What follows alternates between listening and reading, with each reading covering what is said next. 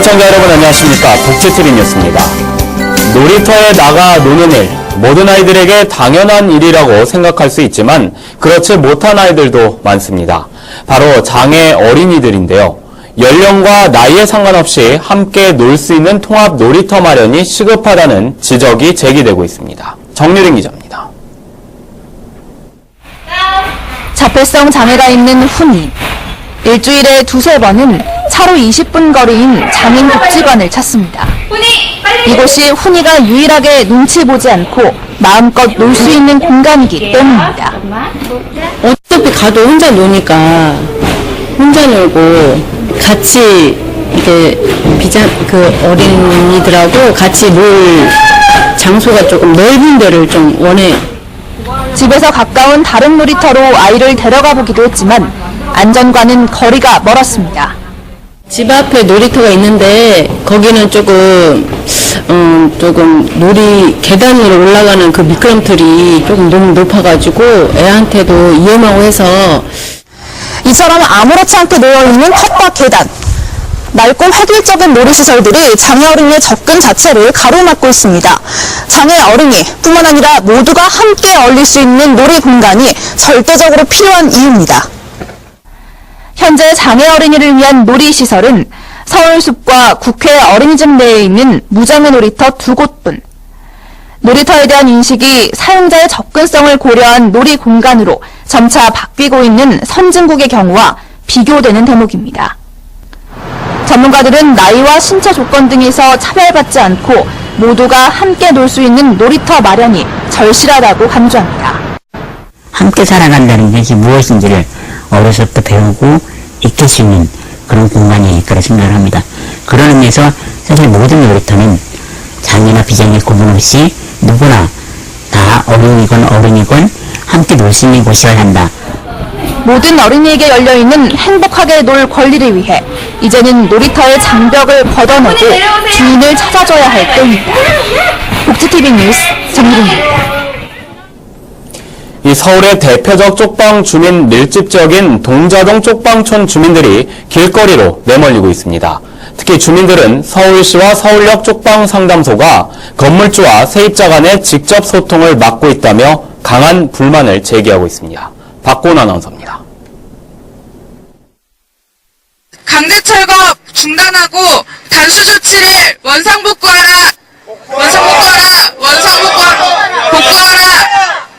동자동 쪽방촌 주민들이 서울시청 앞에서 쪽방 건물에 대한 강제 철거 중단과 서울시의 공공쪽방 대책 마련을 촉구하는 기자회견을 열었습니다. 이번 기자회견은 동자동 9-20번지의 건물주가 쪽방 주민들에게 강제 퇴거 명령을 한 데 이어 뜻이 받아들여지지 않자 지난 9일 주민들이 거주하고 있는 쪽방 건물의 벽을 허물고 수도를 폐쇄하는 등 강제 철거 작업을 시작한 데 따른 것입니다. 지난 2월 건물주는 9-20번지에 살고 있는 40여 세대의 쪽방 세입자들에게 구조 안전진단 결과를 내세우며 강제 퇴거 조치 명령을 내린 바 있습니다. 정말 건물이 위험한 줄 알고 구청에 나가고 알아보니까 전부 거짓말이야. 건물 진단받은 일이 없습니다.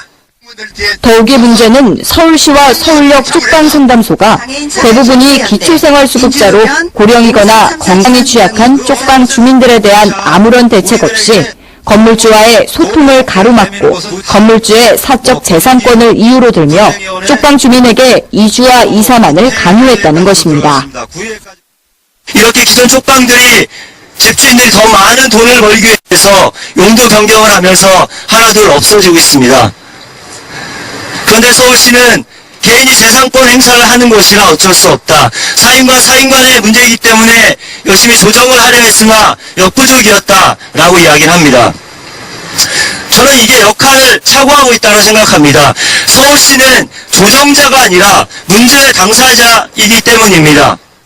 한편 이들은 쪽방촌 주민들의 주거 안정이 절실한 만큼 강제 철거 중단과 서울 전역의 쪽방 지역에 서울시가 적극적으로 개입해 주거 취약계층에 대한 주거 안정 지원 모델을 개발할 것 등을 담은 요구안을 서울시에 전달했습니다. 복지TV 뉴스 박고은입니다.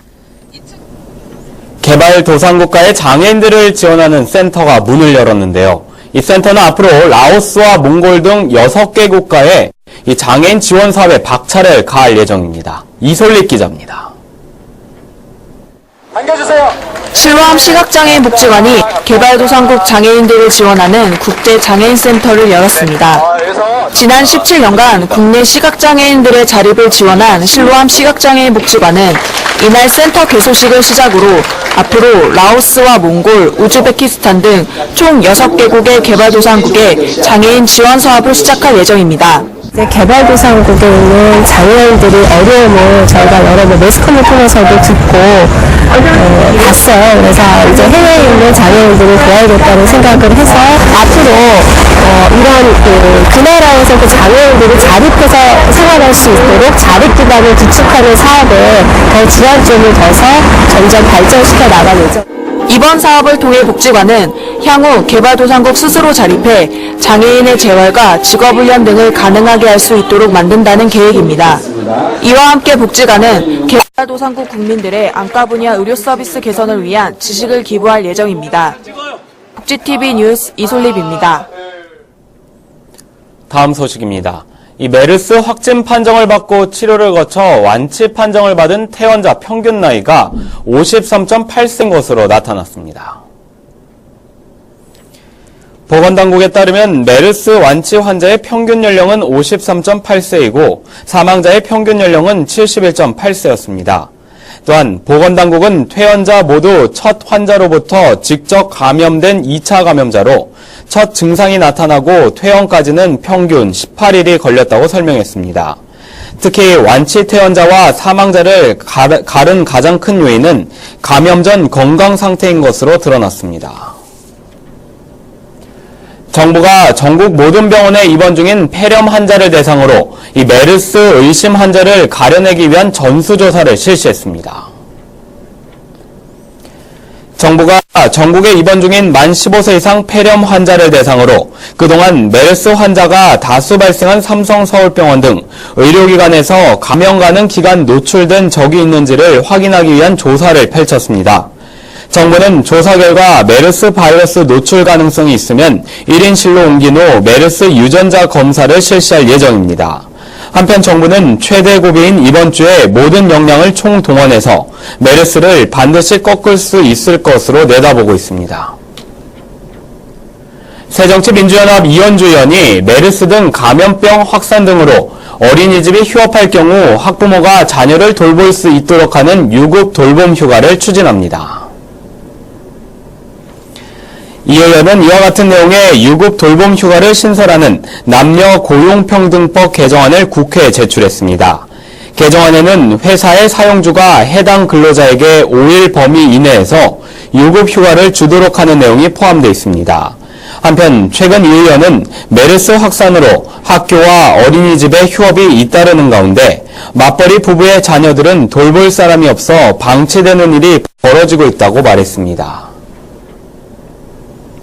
경력단절 여성이 다시 일자리를 찾기란 쉽지가 않죠. 이 경기도가 경력단절 여성을 지원하는 여성 새로 일하기 센터를 김포와 파주, 안양에 추가 설치합니다. 김소영 기자입니다. 문화유적 지도사 과정을 듣고 문화체험활동 창업을 준비하고 있는 최인희 씨.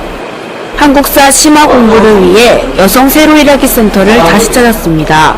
임신하고 이제 경력이 단절이 됐다가 아이들 키우고 나서 센터에서 조금 더 심화된 과정으로 공부를 한 다음에 창업할 수 있다라고 말씀을 해주셔서 그래서 이 과정을 신청해서 듣게 됐어요.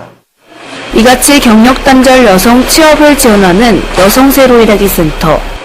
여성가족부와 고용노동부가 공동으로 지정하고 운영하는데 경력단절 여성들의 개별 상담부터 교육훈련, 그리고 취업 매칭까지 도와주고 있습니다.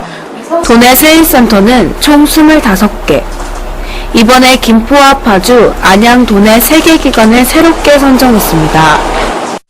김포와 파주 세일센터가 설치되면 취업설계사 5명과 직업상담사 2명이 배치되며 안양은 IT 분야의 경력을 보유한 경력단절 여성에 대한 소프트웨어 교육을 실시합니다.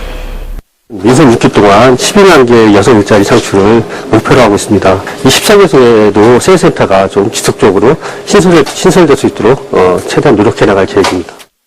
새롭게 설치되는 세일센터는 오는 7월부터 본격적인 서비스 지원에 나섭니다.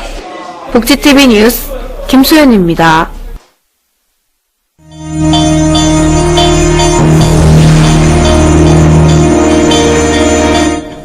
이어서 간추린 뉴스를 전해드립니다. 국민연금공단 장애인지원실이 전라북도 전주 신사호로 이전을 완료했습니다. 국민연금공단 이전은 공공기관 지방 이전에 따른 혁신도시 건설과 지원에 관한 특별법에 따라 진행된 것입니다. 서울시가 학자금 장학재단에서 대출을 받은 대학생에게 상반기 학자금 대출 이자를 지원한다고 밝혔습니다. 지원 대상자는 오는 15일부터 다음 달 14일까지 서울시 홈페이지에서 신청할 수 있습니다. 제14회 우정사업본부장배 전국 휠체어농구대회 1부 리그에서 제주특별자치도 휠체어농구단이 우승을 차지했습니다. 이번 대회에서 MVP는 제주의 김동현 선수가 선정됐습니다. 제주장애인연맹 장애인인권영화제 조직위원회가 제16회 장애인인권영화제 출품작을 다음 달 10일까지 공모합니다. 올해 영화제는 오는 9월 16일부터 19일까지 제주 영상미디어센터에서 개최될 예정입니다. 경상남도가 사회복지 분야 이행실태 감사 결과와 관련해 보조금 집행법규를 위반한 사회복지시설을 추적 관리합니다. 또한 경상남도는 도내 전체 사회복지시설 회계 착인자, 관계 공무원을 대상으로 특별교육을 실시할 계획입니다. 포항시가 지역 내 기업인들과 함께 포항시의 기업 투자 유치를 위한 간담회를 개최했습니다. 간담회에서는 포항의 경제진단과 산업단지 강화 방안, 규제 개혁 등의 각종 제도 개선 방향의 논의가 진행됐습니다.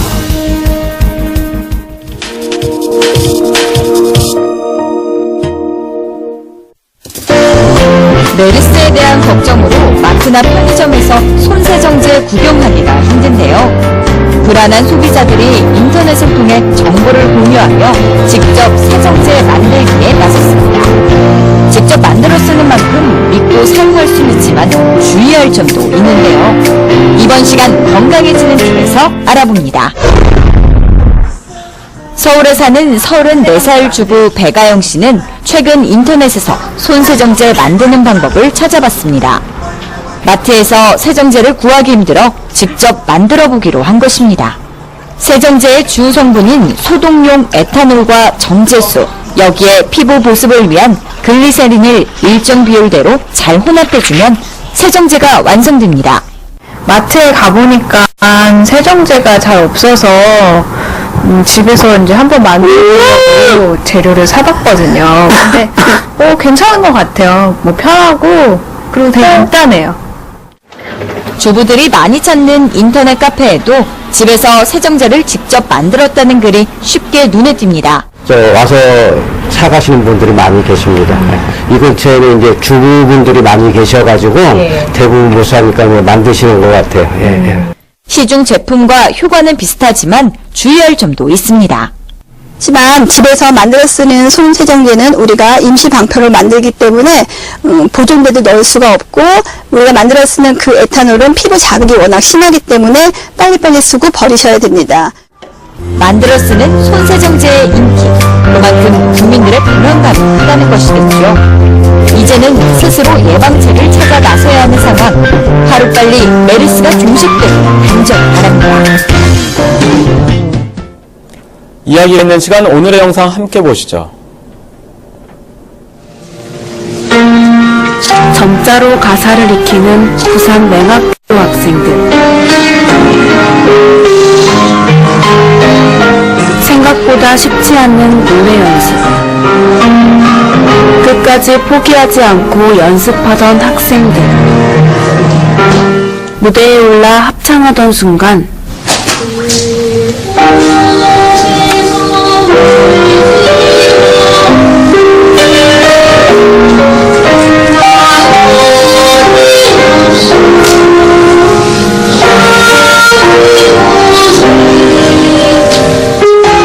사람들은 평생 잊지 못할 감동을 받았습니다.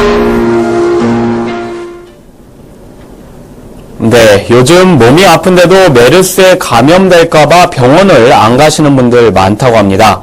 이에 따라 정부가 감염 위험 없이 진료받는 국민안심병원 명단을 공개하고 운영에 들어간다고 밝혔습니다. 오늘도 개인위생 수칙 철저히 준수하시기 바랍니다. 행복한 미래를 여는 방송 복지TV 뉴스를 마칩니다. 시청해주신 여러분 고맙습니다.